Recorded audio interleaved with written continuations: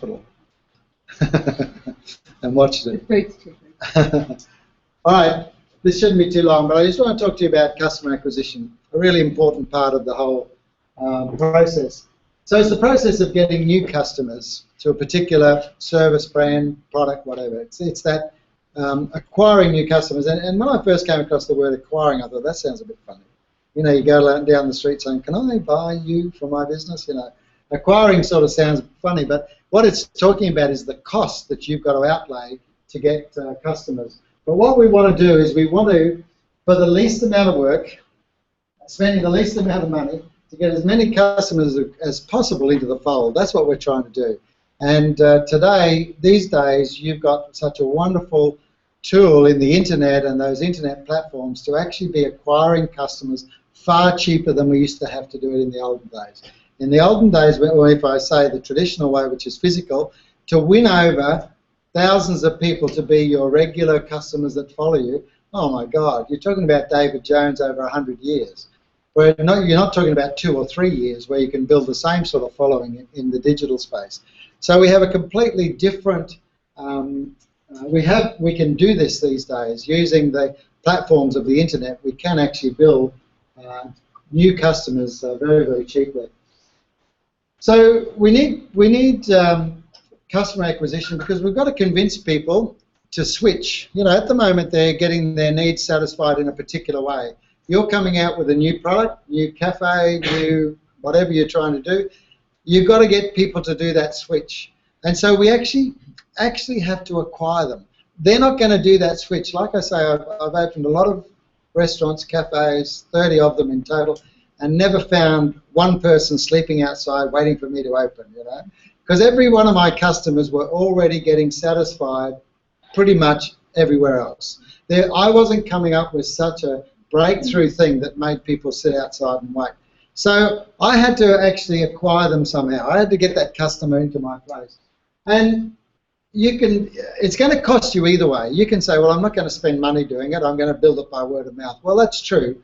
But you're going to have to spend it either in time. And I've often said, or they say in business, a 10%, if you had money to go and acquire customers, 10% of your revenue spent on marketing in those early days or early years is not an unreasonable amount of money. So if you're going to try and acquire customers without money, you're going to have to look at spending 10% of your time every day trying to acquire customers. So while you're not going to put in money, you're going to have to put in time. And 10% of 24 hours or 20 hours, which is what I get to work every day, you know, to 1 to 2 hours a day working social media is actually what you should be doing.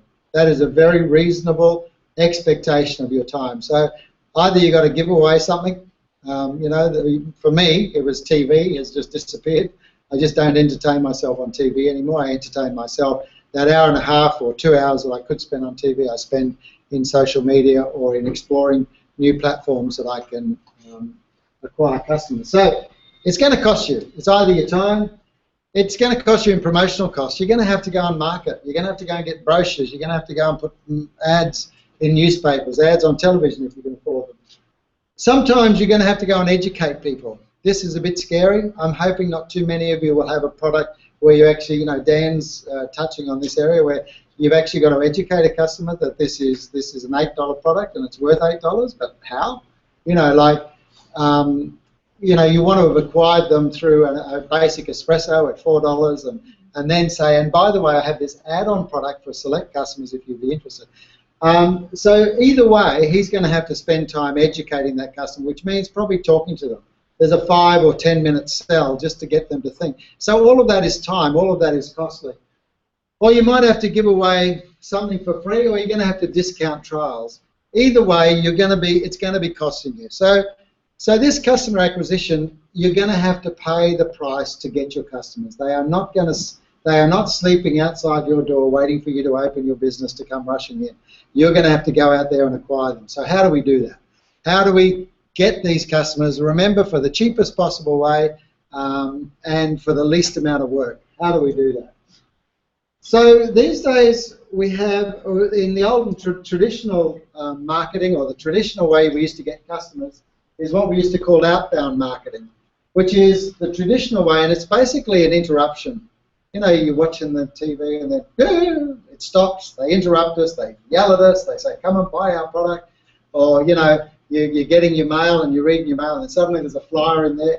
It's interruption marketing. It interrupts your life, and they sort of interrupt you, and they try and arrest your attention and get you to come and buy their product.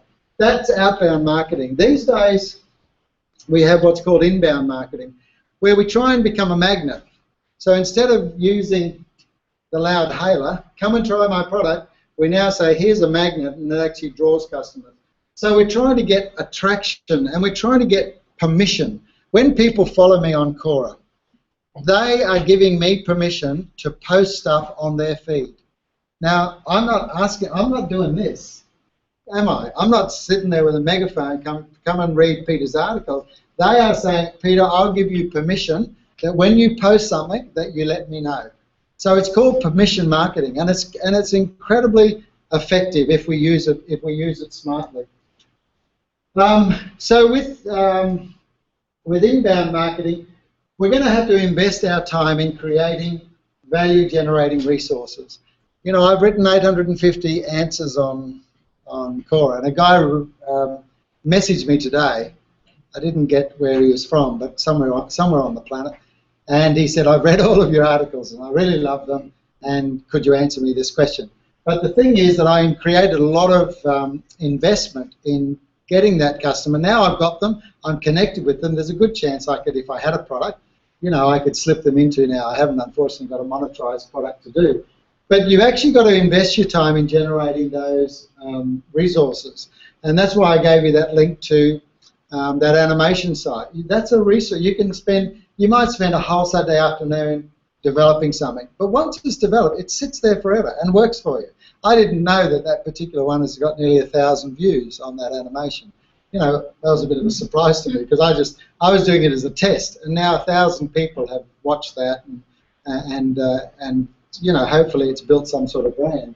And what we get in turn is we get customers attracted. It's a perpetual resource. That's the thing that you've got to understand. It's the thousands and thousands of views that you get on your content every day that's marketing for you while you sleep. You know, how can you beat that? And you get visitors for the life of your business. I can't now turn off what I've done. I've now got to the point that even if I tried to, someone else has picked up my stuff, and I've got a viral sort, I'm not viral, but I've got this sort of network that's self-generating every day. And I don't have to go out with the loud hailer because they're all being attracted. So that's inbound marketing. Whereas outbound, you're constantly paying money. The trouble with outbound marketing, which is the traditional way, you're constantly paying. Now you've got to go and put an ad in.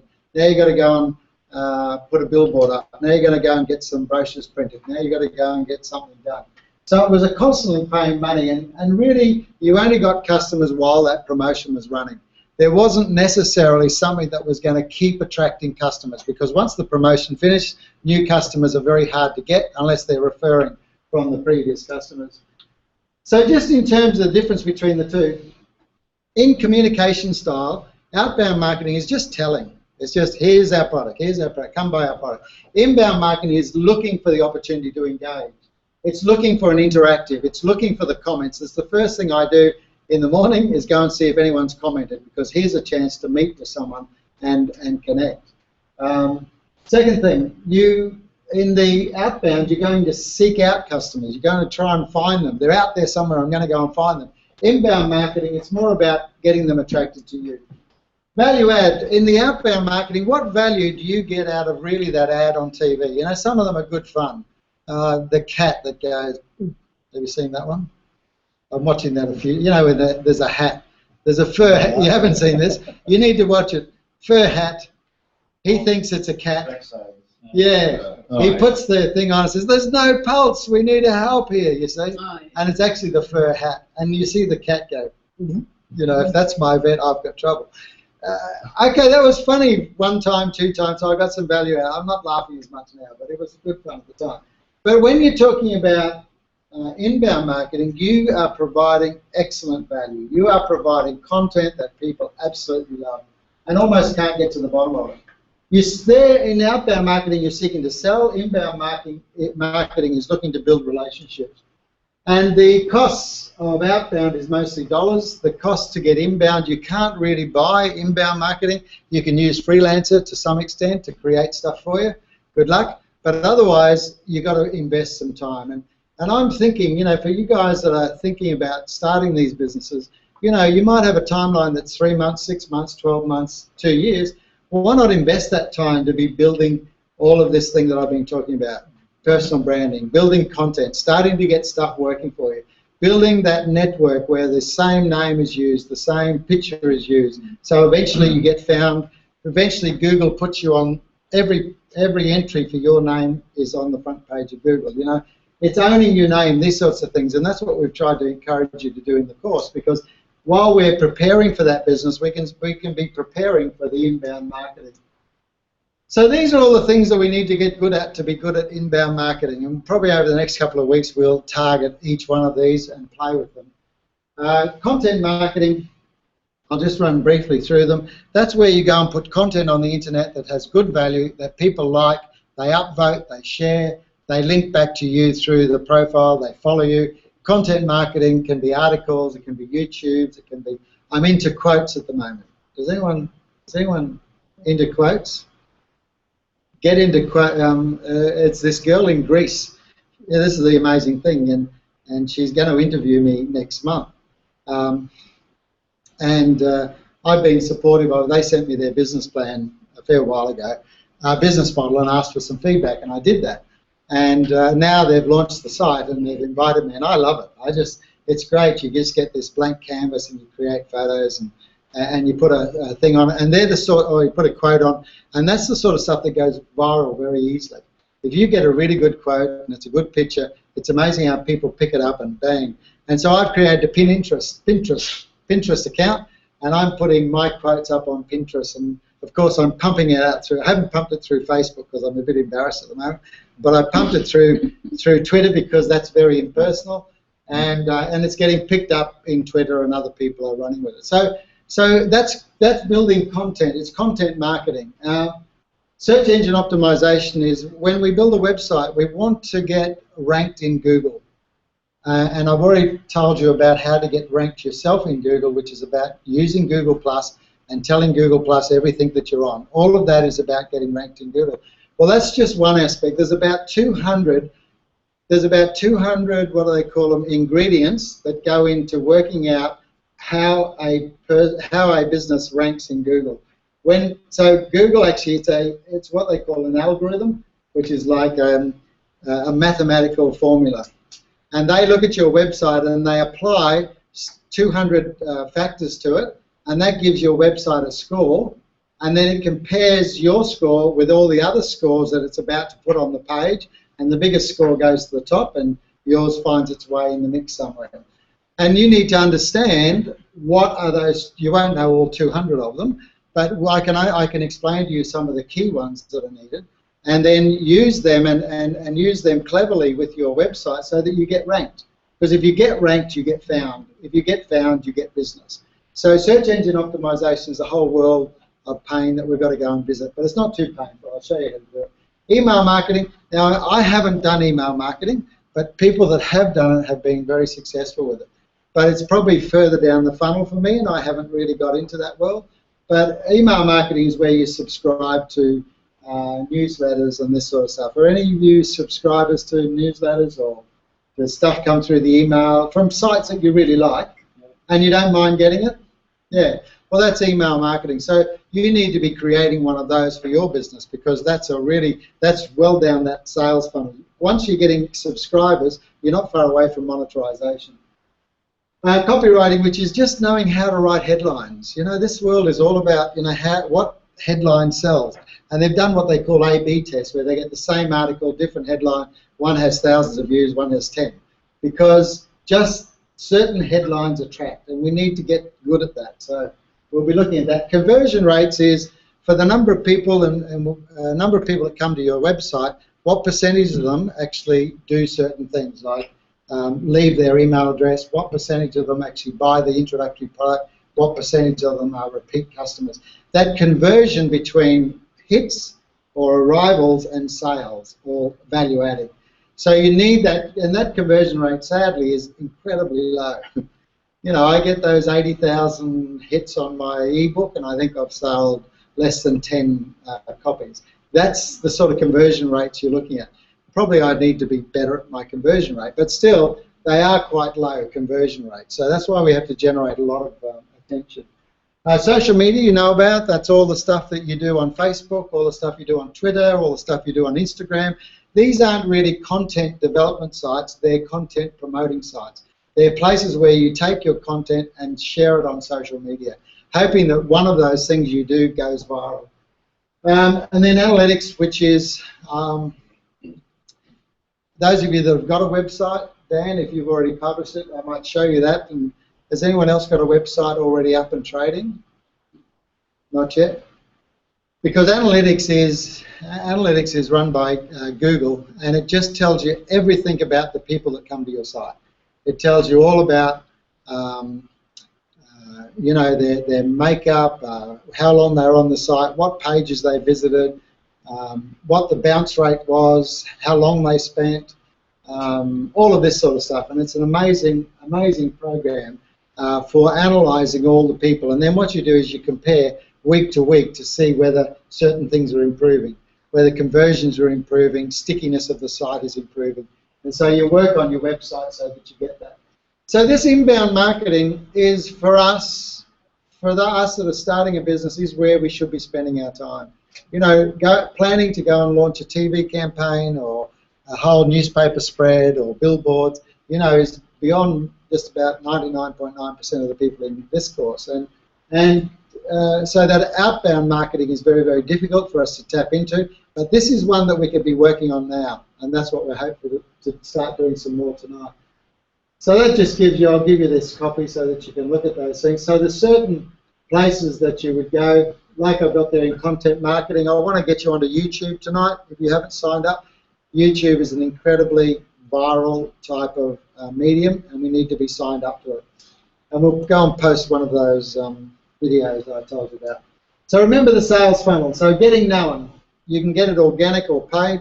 Organic means you earn it from just the content you put out there. Paid means, you know how you see when you type in your search, there's some blue sections at the top that come along, or on the side there's some stuff. People pay to be there. They pay Google to be there. And they actually pay on a competitive rate. If you're prepared to pay 20 bucks for that spot, well, you get it. So you offer Google and say, I'll do it for 10. Someone says, oh, I'll pay 20 for it. They actually get ahead of you. And so maybe even though you pay, you actually don't get on the page because other people are outbidding you. Things like yacht sales are like $1,000 a hit. You know, if you click on you pay by the click. If you go to yacht sales and try and own at the top of that page, you actually about $1,000 a click. So pretty expensive. Then we want to excite through social media. We want people to check us out through our website. We want to then get some sort of exchange, which is comments, email addresses, downloading a free trial, subscribing to our RSS update or our newsletter, and then we monetize. Traditionally, you would monetize with a very introductory product, something that's either paid or subscription membership. You're looking for a very basic, easy to accept product there. That's the one you want to be selling to get that really good value and get those customers, because then what you're hoping to get is repeating and referring customers out of that. One last thing before I go, lifetime value. It's really important that you understand the value of a customer. I used to say it when I was building the businesses in Sydney. I'd go behind the staff quite a lot, and I'd just simply say, make the customer, not the sale. Because staff are sometimes too focused on the sale, and the sale really doesn't matter. In the early parts of your business, it's not the sale that matters, is that you're winning happy referring customers. And I would say to my staff, for the first 3 to 6 months, I only want to hear about happy customers, that's all. I'm not wanting to hear about, I made profit out of that, or, yeah, boss, I saved you some money on that, that customer tried to rip us off, or, you know, I don't want to hear that. I want to just hear about how customers are happy, because happy customers build your business. And once you've got your business, then you can get your profit. And so The reason why you're trying to make the customer, not the sale, is because that sale that's sitting in front of you has only got probably $10 worth of profit in it. If I make that customer, in other words, if I win that customer over, they're going to come back 2 times a day in a coffee shop, 2, 3 times a day, 5 days a week, 52 weeks a year. You go multiply it out and see what it is that's standing in front of you. What's standing in front of you is not $10. What's standing in front of you is probably like $400 or $500. And you need to be treating that customer like that. And that's called lifetime value. So if we looked at this example, you know, a haircut every month, sorry, this is just guys like me with no hair, we get charged $15. The rest of you pay the other way around, $51.